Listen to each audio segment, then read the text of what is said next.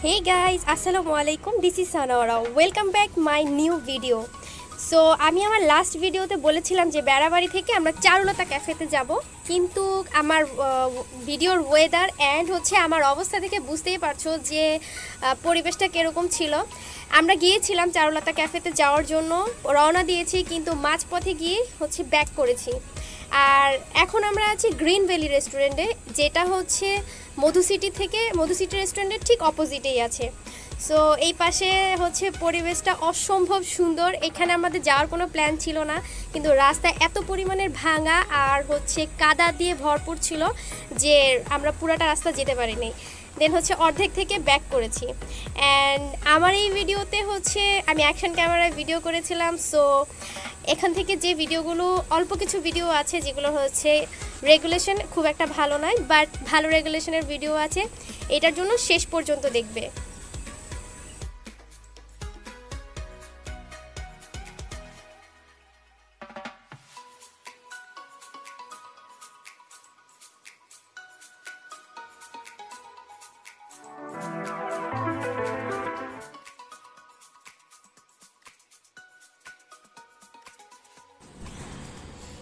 এই রোডটা হচ্ছে চারুলতা ক্যাফে থেকে ব্যাক করে আসার রাস্তা।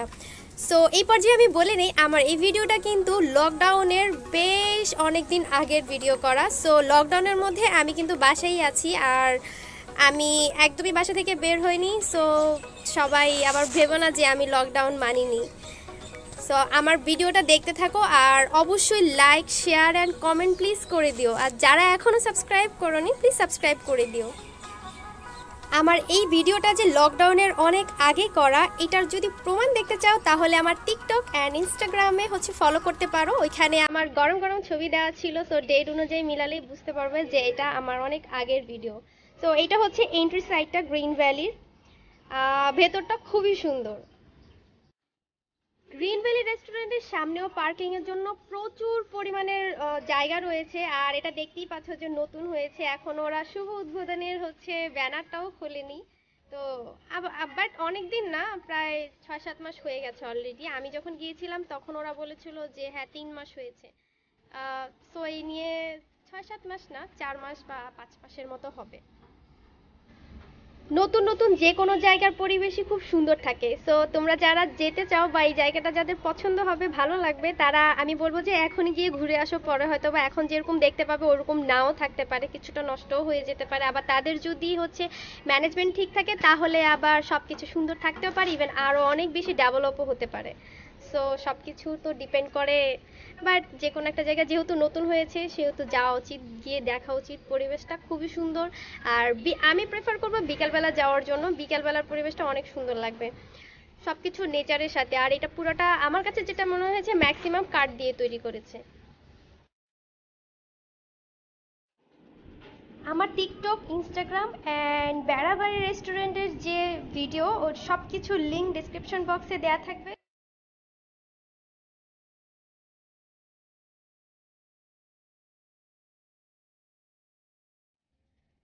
অ্যান্ড আমরা যেহেতু পুরা রাস্তাটা একদম বৃষ্টিতে ভিজে ভরপুর, একদম গোসলের মতো হয়ে গেছিলাম। সো আমরা সেখানে যেই সবার ফার্স্ট হচ্ছে কফি অর্ডার করছি।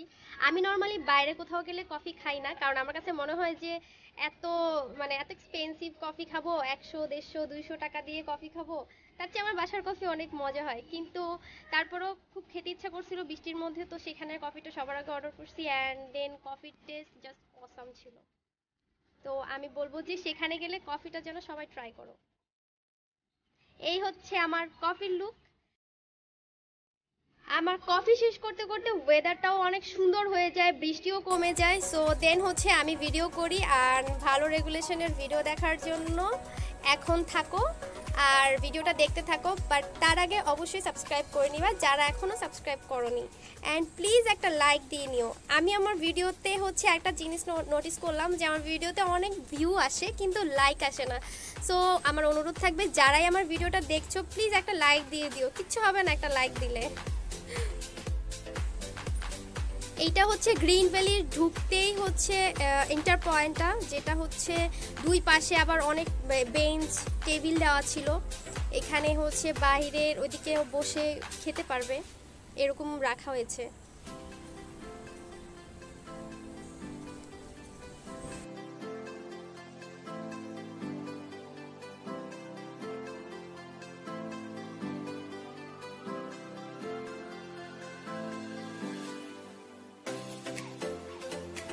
আমার কাছে পুরো রেস্টুরেন্টের এই জায়গাটা সবচেয়ে বেশি ভালো লাগছে।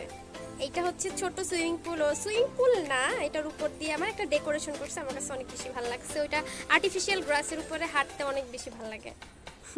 আর এই বৃষ্টির মধ্যে সবাই হচ্ছে রেইনকোট পরে আসছে, আমরা রেইনকোট পরে আসছি কিন্তু তারপরেও ভিজে গেছি।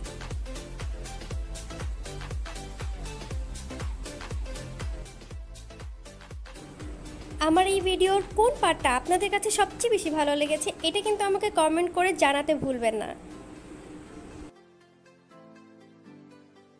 আমি কিন্তু আমার আজকের ভিডিওতে পুরো ভিডিও জুড়ে একটু পরপরই একটা থামস আপের স্টিকার দিয়ে দিয়েছি, যারা কেউ লাইক করতে না ভুলো। সো সবাই লাইক করে দিও প্লিজ।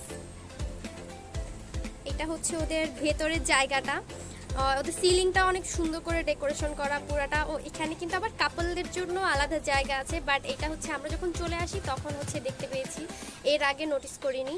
কিন্তু ওইদিকে হচ্ছে কয়েকটা কাপল বসেছিল, এই জন্য আমরা ওইদিকে যাইও নাই। আর এখানে ওদের হচ্ছে খাবারের জন্য আলাদা আলাদা সেকশন করা আছে, যেমন এটা একটা বার্গার প্লেস, দেন হচ্ছে তার অপোজিট পাশে হচ্ছে আবার বারবিকিউর জন্য আলাদা একটা জায়গা করা ছিল। এরকম অনেকগুলো হচ্ছে কম্পার্টমেন্ট করা ছিল, যেগুলো দেখতে খুব ভালো লাগছে।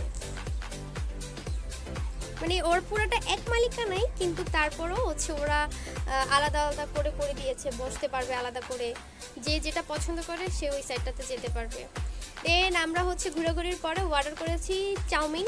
ওদের এই চাউমিনটাও অনেক ভালো ছিল, এটার প্রাইস ছিল মেবি 400 কি 450 এরকম দাম ছিল, অনেক মজা ছিল। বাট আমরা হচ্ছে যেহেতু লাঞ্চ করে এখানে আসছি, আবার কফি খেয়েছি, তো পুরোটা খেতে পারি নাই, পার্সেল করে নিয়ে আসছিলাম। আরেকটা ইনফরমেশান, যদি কেউ আনলিমিটেড দোলনায় দুলতে চাও তাহলে ওইখানে আসতে পারো, কারণ ওদের এখানে যে বেঞ্চগুলোর আইডিয়া বা বসার জায়গাগুলোর যে আইডিয়া দিয়েছে, এই আইডিয়াগুলো হচ্ছে সম্পূর্ণ হচ্ছে দোলনা দিয়ে করা, ম্যাক্সিমাম দোলনা দিয়ে করা। টেবিল চেয়ারের মতো খুব কমই আছে, ম্যাক্সিমাম হচ্ছে দোলনা।